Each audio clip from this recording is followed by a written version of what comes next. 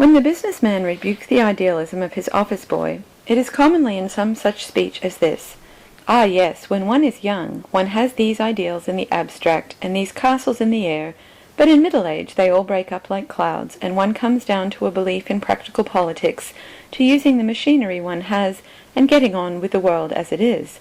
Thus, at least, venerable and philanthropic old men now in their honored graves used to talk to me when I was a boy. But since then, I have grown up and have discovered that these philanthropic old men were telling lies. What has really happened is exactly the opposite of what they said would happen. They said that I should lose my ideals and begin to believe in the methods of practical politicians. Now I have not lost my ideals in the least. My faith in fundamentals is exactly what it always was. What I have lost is my old childlike faith in practical politics. I am still as much concerned as ever about the Battle of Armageddon, but I am not so much concerned about general election. As a babe, I leant upon my mother's knee at the mere mention of it. No, the vision is always solid and reliable. The vision is always a fact. It is the reality that is often a fraud. As much as I ever did, more than I ever did, I believe in liberalism. But there was a rosy time of innocence when I believed in liberals. I take this instance of one of the enduring faiths because, having now to trace the roots of my personal speculation, this may be counted, I think, as the only positive bias. I was brought up as a liberal, and have always believed in democracy, in the elementary liberal doctrine of self-governing humanity. If anyone finds the phrase vague or threadbare, I can only pause for a moment to explain that the principle of democracy, as I mean it, can be stated in two propositions. The first is this, that the things common to all men are more important than the things peculiar to any men. Ordinary things are more valuable than extraordinary things. Nay, they are more extraordinary. Man is something more awful than men, something more strange. The sense of the miracle of humanity itself should be always more vivid to us than any marvels of power, intellect, art, or civilization. The mere man on two legs, as such, should be felt as something more heartbreaking than any music, and more startling than any caricature. Death is more tragic even than death by starvation. Having a nose is more comic even than having a Norman nose. This is the first principle of democracy, that the essential things in men are the things they hold in common, not the things they hold separately. And the second principle is merely this, that the political instinct or desire is one of these things which they hold in common. Falling in love is more poetical than dropping into poetry. The democratic contention is that government, helping to rule the tribe, is a thing like falling in love, and not a thing like dropping into poetry. It is not something analogous to playing the church organ, painting on vellum, discovering the North Pole, that insidious habit, looping the loop, being astronomer royal, and so on. For these things we do not wish a man to do at all unless he does them well. It is, on the contrary, a thing analogous to writing one's own love letters or blowing one's own nose. These things we want a man to do for himself, even if he does them badly. I am not here arguing the truth of any of these conceptions. I know that some moderns are asking to have their wives chosen by scientists, and they may soon be asking, for all I know, to have their noses blown by nurses. I merely say that mankind does recognize these universal human functions, and that democracy classes government among them. In short, the democratic faith is this, that the most terribly important things must be left to ordinary men themselves, the mating of the sexes, the rearing of the young, the laws of the state. This is democracy, and in this I have always believed. But there is one thing that I have never from my youth up been able to understand. I have never been able to understand where people got the idea that democracy was in some way opposed to tradition. It is obvious that tradition is only democracy extended through time. It is trusting to a consensus of common human voices rather than to some isolated or arbitrary record. The man who quotes some German historian against the tradition of the Catholic Church, for instance, is strictly appealing to aristocracy. He is appealing to the superiority of one expert against the awful authority of a mob. It is quite easy to see why a legend is treated, and ought to be treated, more respectfully than a book of history. The legend is generally made by the majority of people in the village, who are sane. The book is generally written by the one man in the village who is mad. Those who urge against tradition that men in the past were ignorant may go and urge it at the Carlton Club, along with the statement that voters in the slums are ignorant. It will not do for us. If we attach great importance to the opinion of ordinary men and great unanimity when we are dealing with daily matters, there is no reason why we should disregard it when we are dealing with history or fable. Tradition may be defined as an extension of the franchise. Tradition means giving votes to the most obscure of all classes, our ancestors. It is the democracy of the dead. Tradition refuses to submit to the small and arrogant oligarchy of those who merely happen to be walking about. All democrats object to men being disqualified by the accident of birth. Tradition objects to their being disqualified by the accident of death. Democracy tells us not to neglect a good man's opinion, even if he is our groom. Tradition asks us not to neglect a good man's opinion, even if he is our father. I, at any rate, cannot separate the two ideas of democracy and tradition. It seems evident to me that they are the same idea. We will have the dead at our councils. The ancient Greeks voted by stones. These shall vote by tombstones. It is all quite regular and official, for most tombstones, like most ballot papers, are marked with a cross. I have first to say, therefore, that if I have had a bias, it was always a bias in favor of democracy, and therefore of tradition. Before we come to any theoretic or logical beginnings, I am content to allow for that personal equation. I have always been more inclined to believe the ruck of hard-working people than to believe that special and troublesome literary class to which I belong. I prefer even the fancies and prejudices of the people who see life from the inside to the clearest demonstrations of the people who see life from the outside. I would always trust the old wives' fables against the old maids' facts. As long as wit is mother wit, it can be as wild as it pleases. Now, I have to put together a general position, and I pretend to no training in such things. I propose to do it, therefore, by writing down one after another the 3 or 4 fundamental ideas which I have found for myself, pretty much in the way that I found them. Then I shall roughly synthesize them, summing up my personal philosophy or natural religion. Then I shall describe my startling discovery that the whole thing had been discovered before. It had been discovered by Christianity. But of these profound persuasions which I have to recount in order, the earliest was concerned with this element of popular tradition. And without the foregoing explanation touching tradition and democracy, I could hardly make my mental experience clear. As it is, I do not know whether I can make it clear, but I now propose to try. My first and last philosophy, that which I believe in with unbroken certainty, I learnt in the nursery. I generally learnt it from a nurse, that is, from the solemn and star-appointed priestess at once of democracy and tradition. The things I believed most then, the things I believe most now, are the things called fairy tales. They seem to me to be the entirely reasonable things. They are not fantasies. Compared with them, other things are fantastic. Compared with them, religion and rationalism are both abnormal, though religion is abnormally right, and rationalism abnormally wrong. Fairyland is nothing but the sunny country of common sense. It is not earth that judges heaven, but heaven that judges earth. So for me, at least, it was not earth that criticized Elfland, but Elfland that criticized the earth. I knew the magic beanstalk before I had tasted beans. I was sure of the man in the moon before I was certain of the moon. This was at one with all popular tradition. Modern minor poets are naturalists, and talk about the bush or the brook, but the singers of the old epics and fables were supernaturalists, and talked about the gods of brook and bush. That is what the modern means when they say that the ancients did not appreciate nature, because they said the nature was divine. Old nurses do not tell children about the grass, but about the fairies that dance on the grass, and the old Greeks could not see the trees for the dryads. But I deal here with what ethic and philosophy come from being fed on fairy tales. If I were describing them in detail, I could note many noble and healthy principles that arise from them. There is the chivalrous lesson of Jack the Giant Killer, that giants should be killed because they are gigantic. It is a manly mutiny against pride as such, for the rebel is older than all the kingdoms, and the Jacobin has more tradition than the Jacobite. There is the lesson of Cinderella, which is the same as that of the Magnificat, exaltavit humilis. There is the great lesson of Beauty and the Beast, that a thing must be loved before it is lovable. There is the terrible allegory of the Sleeping Beauty, which tells how the human creature was blessed with all birthday gifts, yet cursed with death, and how death also may perhaps be softened to a sleep. But I am not concerned with any of the separate statutes of Elfland, but with the whole spirit of its law, which I learnt before I could speak, and shall retain when I cannot write.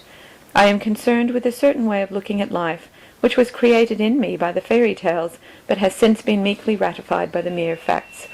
It may be stated this way. There are certain sequences or developments, cases of one thing following another, which are, in the true sense of the word, reasonable. They are, in the true sense of the word, necessary. Such are mathematical and merely logical sequences. We, in fairyland, who are the most reasonable of all creatures, admit that reason and that necessity. For instance, if the ugly sisters are older than Cinderella, it is, in an iron and awful sense, necessary that Cinderella is younger than the ugly sisters. There is no getting out of it. Haeckel may talk as much fatalism about the fact as he pleases, it really must be. If Jack is the son of a miller is the father of Jack. Cold reason decrees it from her awful throne, and we in fairyland must submit. If the 3 brothers all ride horses, there are 6 animals and 18 legs involved. That is true rationalism, and fairyland is full of it. But as I put my head over the hedge of the elves and begin to take notice of the natural world, I observed an extraordinary thing. I observed that learned men in spectacles were talking of the actual things that happened, dawn and death and so on, as if they were rational and inevitable. They talked as if the fact that trees bear fruit were just as necessary as the fact that 2 and 1 trees makes 3. But it is not. There is an enormous difference by the test of fairyland, which is the test of the imagination. You cannot imagine 2 and 1 not making 3, but you can easily imagine trees not growing fruit. You can imagine them growing golden candlesticks or tigers hanging on by the tail. These men in spectacles spoke much of a man named Newton, who was hit by an apple and who discovered a law. But they could not be got to see the distinction between a true law, a law of reason, and the mere fact of apples falling. If the apple hit Newton's nose hit the apple. That is a true necessity, because we cannot conceive the one occurring without the other. But we can quite well conceive the apple not falling on his nose. We can fancy it flying ardently through the air to hit some other nose, of which it had a more definite dislike. We have always in our fairy tales kept this sharp distinction between the science of mental relations, in which there really are laws, and the science of physical facts, in which there are no laws but only weird repetitions. We believe in bodily miracles, but not in mental impossibilities. We believe that a beanstalk climbed up to heaven, but that does not at all confuse our convictions on the philosophical question of how many beans make 5. Here is the peculiar perfection of tone and truth in the nursery tales. The man of science says, "Cut the stalk and the apple will fall," but he says it calmly, as if the one idea really led up to the other. The witch in the fairy tale says, "Blow the horn and the ogre's castle will fall," but she does not say it as if it were something in which the effect obviously arose out of the cause. Doubtless she has given the advice to many champions, and has seen many castles fall, but she does not lose either her wonder or her reason. She does not muddle her head until it imagines a necessary mental connection between a horn and a falling tower, but the scientific men do muddle their heads until they imagine a necessary mental connection between an apple leaving the tree and an apple reaching the ground. They do really talk as if they had found not only a set of marvelous facts, but a truth connecting those facts. They do talk as if the connection of 2 strange things physically connected them philosophically. They feel that because one incomprehensible thing constantly follows another incomprehensible thing, the 2 together somehow make a comprehensible thing. 2 black riddles make a white answer. In fairyland we avoid the word law, but in the land of science they are singularly fond of it. Thus they will call some interesting conjecture about how forgotten folks pronounced the alphabet Grimm's Law. But Grimm's Law is far less intellectual than Grimm's fairy tales. The tales are, at any rate, certainly tales, while the law is not a law. A law implies that we know the nature of the generalization and enactment, not merely that we have noticed some of the effects.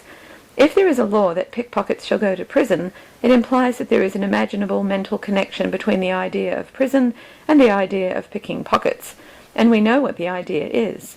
We can say why we take liberty from a man who takes liberties, but we cannot say why an egg can turn into a chicken, any more than we can say why a bear could turn into a fairy prince. As ideas, the egg and the chicken are further off from each other than the bear and the prince, for no egg in itself suggests a chicken, whereas some princes do suggest bears. Granted, then, that certain transformations do happen, it is essential that we should regard them in the philosophic manner of fairy tales, not in the unphilosophic manner of science and the laws of nature. When we are asked why eggs turn into birds or fruits fall in autumn, we must answer exactly as the fairy godmother would answer if Cinderella asked her why mice turned to horses or her clothes fell from her at 12 o'clock. We must answer that it is magic. It is not a law, for we do not understand its general formula. It is not a necessity, for though we can count on it happening practically, we have no right to say that it must always happen. It is no argument for unalterable law, as Huxley fancied, that we count on the ordinary course of things. We do not count on it, we bet on it. We risk the remote possibility of a miracle as we do that of a poisoned pancake or a world-destroying comet. We leave it out of account, not because it is a miracle and therefore an impossibility, but because it is a miracle and therefore an exception. All the terms used in the science books, law, necessity, order, tendency, and so on, are really unintellectual, because they assume an inner synthesis which we do not possess. The only words that ever satisfied me as describing nature are the terms used in the fairy books: charm, spell, enchantment. They express the arbitrariness of the fact and its mystery. A tree grows fruit because it is a magic tree. Water runs downhill because it is bewitched. The sun shines because it is bewitched. I deny altogether that this fantastic or even mystical. We may have some mysticism later on, but this fairy tale language about things is simply rational and agnostic. It is the only way I can express in words my clear and definite perception that one thing is quite distinct from another, that there is no logical connection between flying and laying eggs. It is the man who talks about a law that he has never seen who is the mystic. Nay, the ordinary scientific man is strictly a sentimentalist. He is a sentimentalist in this essential sense, that he is soaked and swept away by mere associations. He has so often seen birds fly and lay eggs that he feels as if there must be some dreamy, tender connection between the two ideas, whereas there is none. A forlorn lover might be unable to dissociate the moon from lost love, so the materialist is unable to dissociate the moon from the tide. In both cases there is no connection, except that one has seen them together. A sentimentalist might shed tears at the smell of apple blossom, because, by a dark association of his own, it reminded him of his boyhood. So the materialist professor, though he conceals his tears, is yet a sentimentalist, because, by a dark association of his own, apple blossoms remind him of apples. But the cool rationalist from fairyland does not see why, in the abstract, the apple tree should not grow crimson tulips. It sometimes does in his country. This elementary wonder, however, is not a mere fancy derived from the fairy tales. On the contrary, all the fire of the fairy tales is derived from this. Just as we all like love tales because there is an instinct of sex, we all like astonishing tales because they touch the nerve of the ancient instinct of astonishment. This is proved by the fact that when we are very young children, we do not need fairy tales, we only need tales. Mere life is interesting enough. A child of 7 is excited by being told that Tommy opened a door and saw a dragon, but a child of 3 is excited by being told that Tommy opened a door. Boys like romantic tales, but babies like realistic tales, because they find them romantic. In fact, a baby is about the only person, I should think, to whom a modern realistic novel could be read without boring him. This proves that even nursery tales only echo an almost prenatal leap of interest and amazement. These tales say that apples were golden only to refresh the forgotten moment when we found that they were green. They make rivers run with wine only to make us remember for one wild moment that they run with water. I have said that this is wholly reasonable and even agnostic, and indeed on this point I am all for the higher agnosticism. Its better name is ignorance. We have all read in scientific books, and indeed in all romances, the story of the man who has forgotten his name. This man walks about the streets and can see and appreciate everything, only he cannot remember who he is. Well, every man is that man in the story.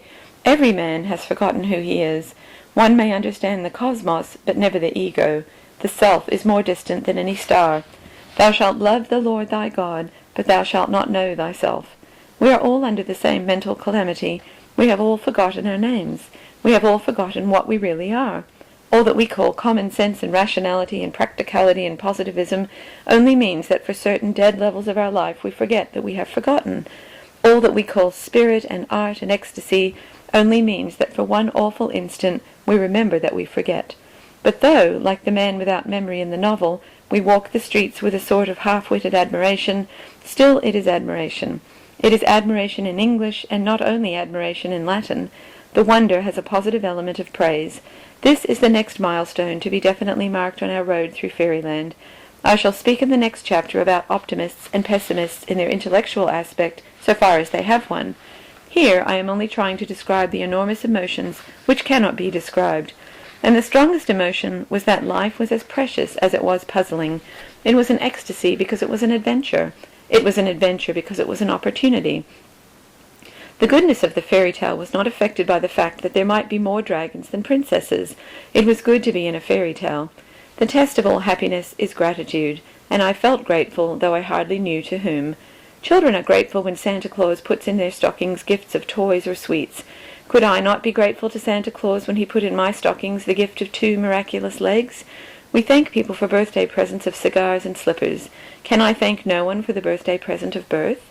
There were then these 2 first feelings, indefensible and indisputable.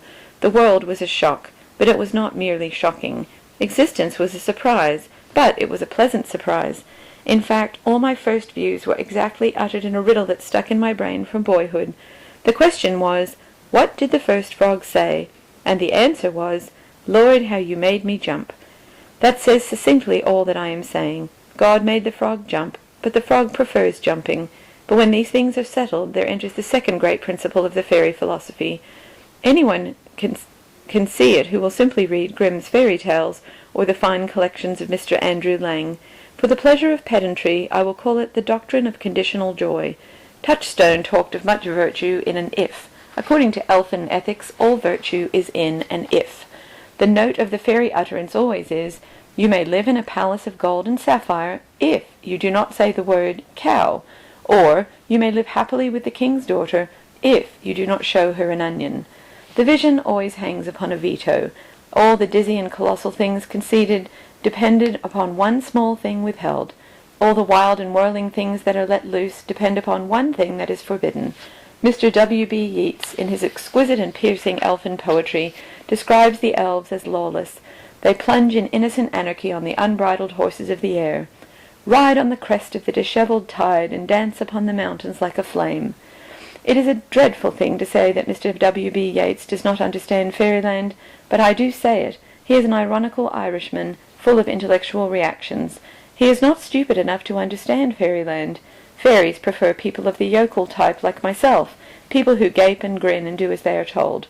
Mr. Yeats reads into Elfland all the righteous insurrection of his own race, but the lawlessness of Ireland is a Christian lawlessness, founded on reason and justice.